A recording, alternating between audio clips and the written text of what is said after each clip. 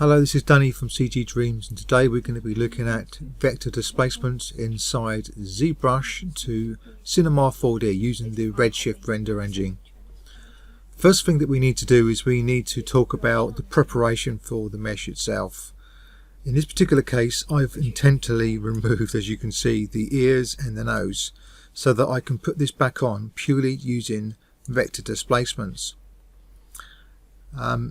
And for this purpose I've subdivided it a good few times, and then to give me the resolution that I need. Now inside ZBrush there's a brush called Chisel 3D, and I've got this loaded, and you can see I've got all of these presets here, so I'm going to be using these. What's really important is that you make sure that the mesh that you've got inside here is identical to the mesh which is inside your target application. In our case it's Cinema 4D. As soon as you start to subdivide your mesh, it will smooth down the cage mesh, so it's important that you make sure that you store a morph target. So I'm going to store the morph target, then subdivide it, and then we can go back to that morph target at another time when we're going to be reducing the mesh, so that it understands what the difference is between the cage mesh and the target mesh that we're going to be creating, or not the target mesh but the target maps produced. So first of all, let's put a nose on this character, so I'm going to add a nose,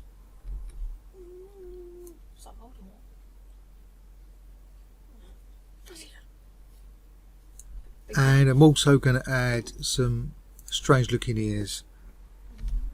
Turning my symmetry back on. This will more than enough show how the displacements are working for vector displacements by putting this on there. So the next thing is we need to go down to the lowest subd level, and you can see our cage mesh is now being deformed. We don't want that to happen, so we're going to click on the switch in the morph target to bring us back down to the original again. The next thing we need to do is we need to just check on some settings here for the vector displacements, and that's done in the preferences. If you go down to import export, you can see here by default we've got this flip and switch and tangent flip and switch to 1. Now in order to understand what we need to put this to, there is a way that we can do this by downloading a file that ZBrush generates, and it's like a test simulation file for vector displacements. So if you go to the right hand side, you'll be able to go to displacement maps or vector displacement map, and in here you've got this create diagnostic files. Once you've created those diagnostic files, we can bring it into Cinema 4D, and then I'll show you from there exactly what you do with these files. So these are the files that are generated, and we're going to just drag and drop or open up this file here. I'm just going to open this up, and this is what you're presented with. You see, like little beans or something like that. We're going to select our Redshift render engine. We're going to, in this particular case, we're just going to go and copy the URL or path to this texture, and then we're going to create a Redshift texture.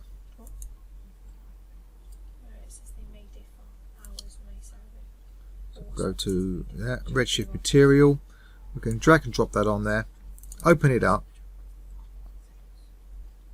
and in our node editor we want to type in TXT TEX for texture, drag and drop that in there, and then paste in what we've just copied from there. That's one of many ways we can do it. We're just going to attach the color to there, so we've got some color in there. While we're at it, we're also going to create a displacement, so just type in dis and you'll see this come up, and this is where we can load in our other map. Now there's various ways you can bring a map into there. I've just showed you one way, which is obviously to create a texture node. The other way is to drag and drop from your browser. So here's my browser here, and here is the displacement that has been created for us, so I'm just going to drag and drop that into there,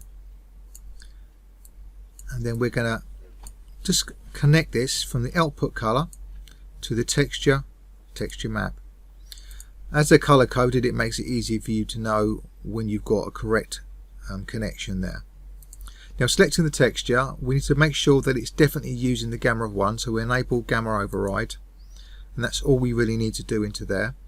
For the displacement, we need to change a couple of things. We need to change the height field to vector, and then the space type to tangent, and then that's all we need to do for now. There's nothing else other than just connect the displacement to the displacement output, and then that should be applied now.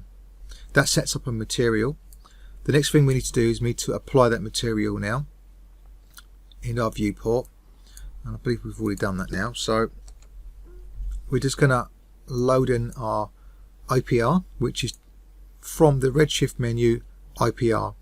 If you don't have Redshift version 3, then you won't have the IPR, but you can preview it instead in the render view instead.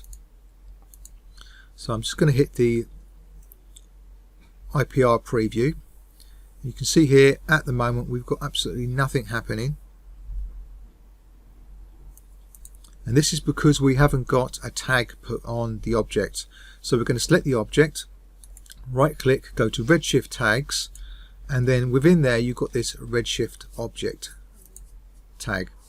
Straight away we want to go to the geometry, override, enable tessellation, this does the smoothing, and enable displacement, and this is crucial, and this is where you should see something happening. So as you can see there, we've got these displacements applying into there, and the reason why it's so messed up is because we've got this auto bump mapping. We do not need this on, so we turn this off, and now we're presented with what is presented to us of this grid. And what we're looking for a grid in this grid is to have as close representation to a perfect sphere as possible.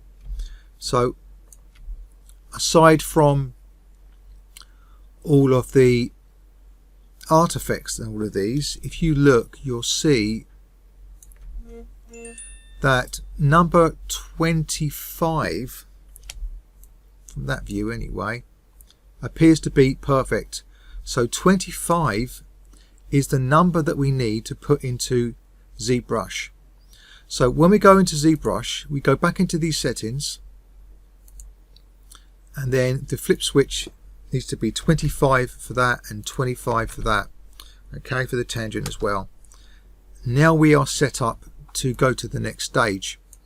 So the next stage is we want to create this vector displacement. Now there's two places we can do it from. We can do it from here, having these options selected, but if you're using UDIMs, you can do it from the plugin. I'm just going to dock the plugin over here and to show you the multi-map exporter. So we have to check vector displacement. Often is the case that your UVs will be flipped. You need to check that for yourself. You can go into the UV map here, and you can do a morph UV, and if your UVs spin upside down, then you need to have that checked on. The other thing that's important is we need to make sure that we've got these selected here as they are there, and that's pretty much it. The next thing is obviously you need to have a big enough map, so I'm going to go for a 4K map in this particular instance, and that's pretty much all we need to have turned on. We are in the vector displacement tab at the moment. You see it's open and closed, and we want to generate the map from level 1. Now this switch morph target, this is there so that it can switch it. I've never found that it ever worked, or not worked how you logically expect it to work. So you can turn it on or off. I don't find it makes any difference. The main thing is that the base mesh right now is at the same cage mesh that we've got inside our target application. Now that we've got that done, we should be able to create that map either from here or here. If you've got UDIMs, then you create it from here, the multi-map export, and it will take into account UDIMs. Doing it from here won't. So we're going to create and export the VD map.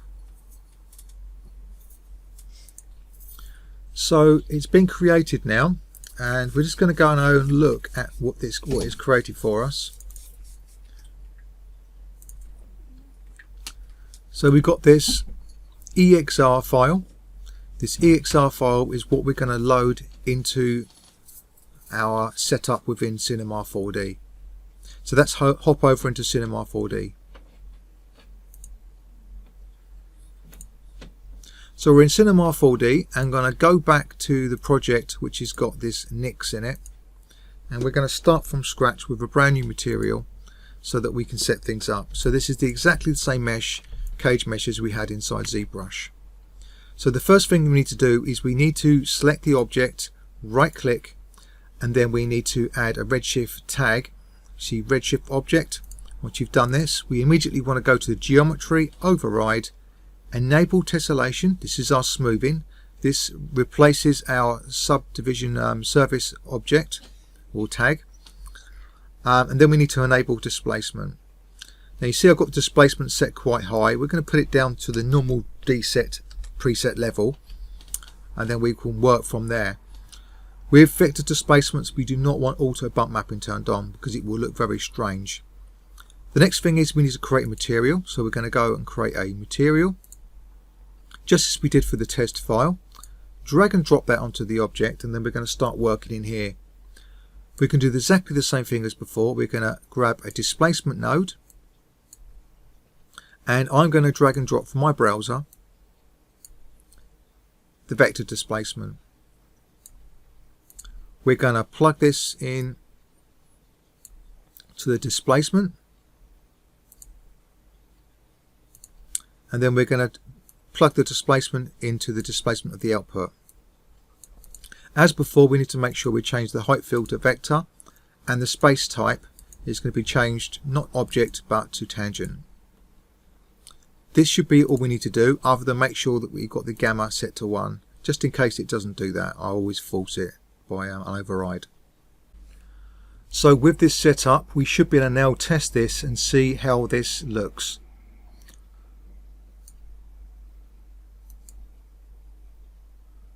And there we go. You can see here that now it's given us the ear and the nose, and it's looking pretty clean as well. And the ear and the nose is completely done by vector displacement.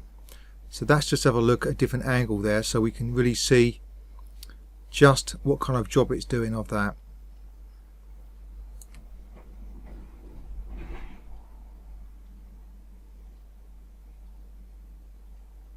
I think overall it's pretty impressive what it's able to do.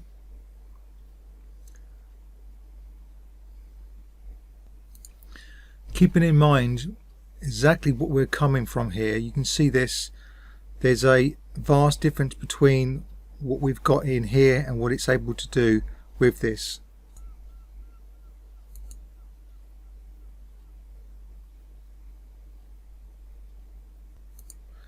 And going back into ZBrush, you can see here on the original model, and here's the vector displacement model. I found that you may have to switch between having the screen space adaptive on or off. If you do take this off, you'll probably need to bring down the minimum edge length a little bit to make up for that. But without this turned on, it seems to be a bit more cleaner, less artifacts. So there you go. This is how you apply vector displacement from ZBrush into Cinema 4D using the Redshift render engine.